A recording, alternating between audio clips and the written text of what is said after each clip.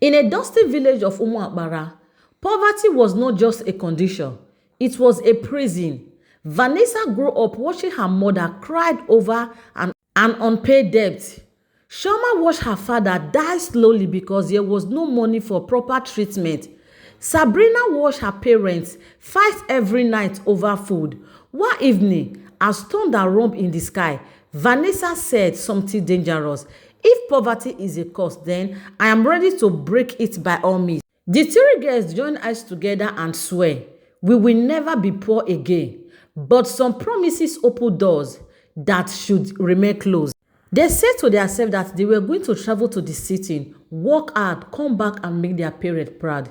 And then Sabrina said to the others, how are we going to get transport to pay our tea fare to the city? Shoma said, I think we should go and be working on people's farm. We should find something that we can do that we are going to gather all the money. Because from the village to the city, it is very long and we are going to pay a huge amount of money. And they did exactly that. Lagos welcomed them with bright lights and false hope. Social media show guests with their age driving G-Wagons, vacation in Dubai, wearing diamond. Meanwhile, the three friends struggled to afford noodles. The guests started going from one company to another, looking for a way that they could employ them to be doing cleaning job. They go from one house to another, telling people that they could help them clean their house, cook their food, and also take care of children for them to afford a proper tourist square meal. And then, with all this work that they are doing, they could not even afford to nothing. They have rent to pay, they have bills to pay, they have to eat tourist proper square meal, and also they have to wear good clothes. But all this that they are doing is yearly to nothing. So one night, at a luxury bar, they met a glamorous woman named Madam Sarah. She wear confident like perfume. She leaned close to Sarah and said, beauty is currency, but only the wise know how to invest it. That sentence alone changed everything. Madam Sarah introduced Vanessa to a private gathering. It wasn't a normal party. It was quiet, dimming lights. Powerful men sat in the circle of the party. At the center, there is an elderly spiritual man called Baba Ekun.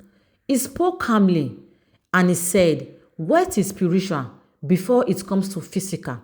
Vanessa felt fear crawl into her skin, but then again, she saw sack of foreign currency at the edge of the party, and fear slowly turned into temptation. Vanessa then whispered to herself, what is going on here? I hope I am in the right place. All these men that are sitting down here, they are all wedding. And the man that is standing, the man looks strange. But then again, all this sack of currency at the corner of this room, what are they from? Vanessa was looking at every corner of the room. Baba Eku then told Vanessa the rules. She must seal a spiritual covenant. She must never reveal the source of her wealth to anybody. She must detach emotionally from ordinary life. She must bring others if she wants her riches to multiply. Vanessa agreed. Within weeks, she bought new apartments, brand new cars, headless cash transfer. Shoma and Sabrina were stunned. Vanessa no longer smiled like before. Her laughter sounded empty. Shoma and Sabina were saying to themselves, how did Vanessa make so much weight overnight that she could be able to buy all these luxury cars, buy beautiful houses, and also be able to achieve the lifestyle that she's living? But Shoma said to Sabina, is there something that we are not doing right? We came from the village together and we stayed in the same tiny apartment together. How come? Sabrina said to Shoma, don't worry. I am going to do my find this and I will know exactly how she make her money. Then Shoma said to Sabrina, okay, if that's your wish, no problem. Shoma couldn't take it anymore. She went to Vanessa and said, sis, we all came from the village together. We've been suffering together. How were you able to achieve all these things that you have now overnight? You built this house and you brought us out of that tiny apartment that we used to live in to this big house without even telling us anything. I thought we were sisters. Remember, we make a promise in the village that we were never going to be poor. But now you are rich all alone. Show us the way. If there is anything that you did that make you to be this wedding, I want to do the same. Then Vanessa then said to Shoma and said, "You are my sister. I know how we struggle together. I am going to show you how I make all this money. Only if you promise me that after telling you how I make this money, you are going to join without hesitating." Shoma agreed. During the initiation night, Baba Iku warned Shoma, "The wealth will grow, but some will come with shadows." Shoma laughed nervously. After the ritual, Shoma went home. Then she met with a very powerful senator. After meeting with the senator, money started coming in. Her account was loaded. She felt powerful, untouchable. But at the same night, her mirror cracked mysteriously. She began hearing whisper in her dreams. The girls tried to make sure that Sabrina joined them in doing exactly what they are doing. But then again, Sabrina said to them, "I will not do what you guys are doing. I value my peace more than any other thing in this world." And when they noticed that Sabrina don't want to join them, they started acting funny to Sabrina. Sabrina started noticing strange things. Vanessa talking to herself at midnight.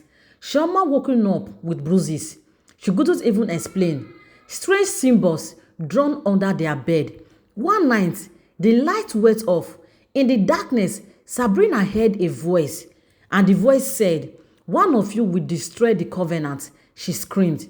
Vanessa slapped her. "Stop acting weak. This is the life we choose." But Vanessa herself was shaking. Sabrina then turned and said to Vanessa, "How can you choose this kind of lifestyle for yourself? You waking up at midnight and you are shouting." Then Shoma woke up with bruises on her face. "What kind of life is this? Me, I don't want to live this kind of life."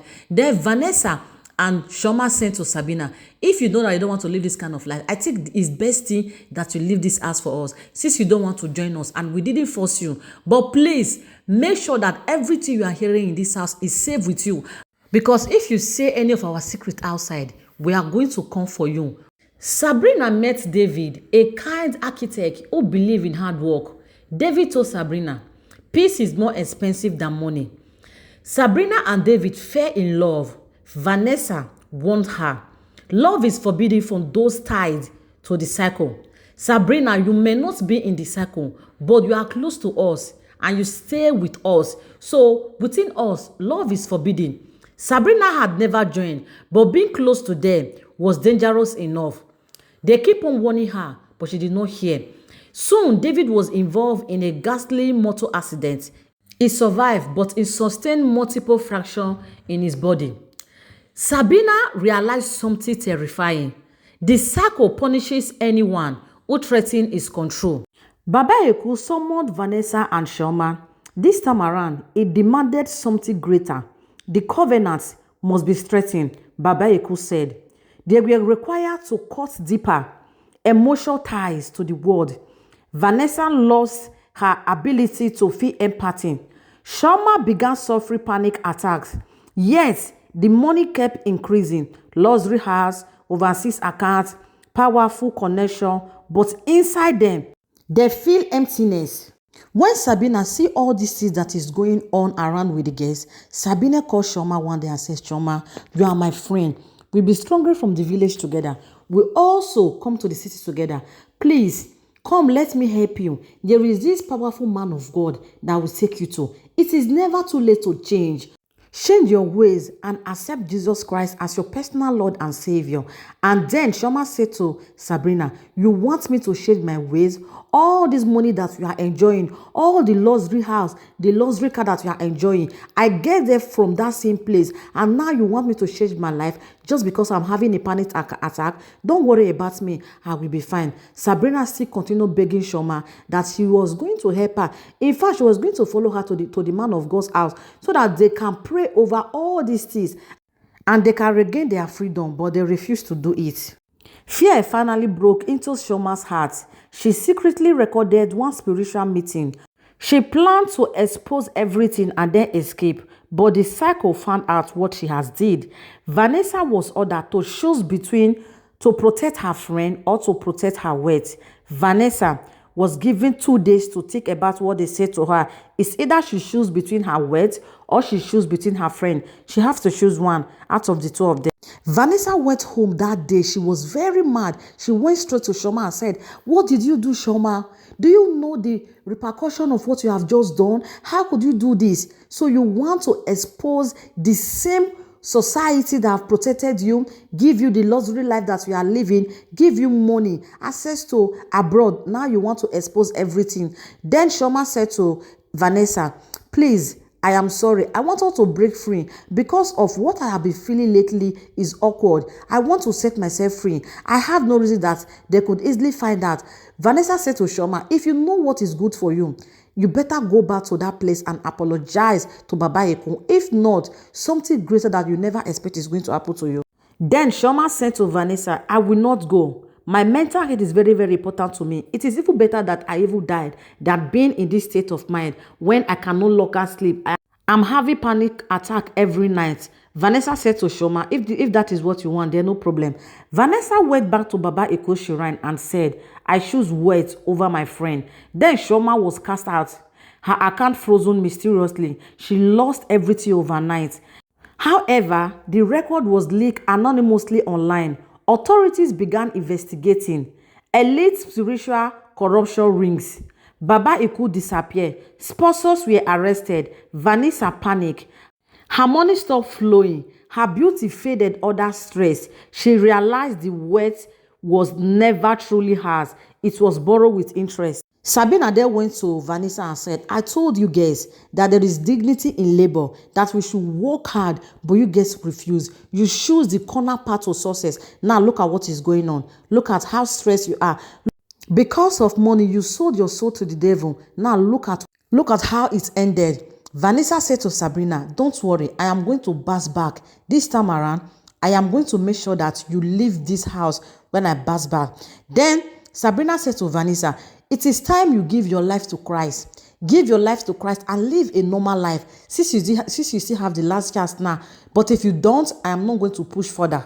Vanessa attempts to perform the ritual alone to restore her fortune.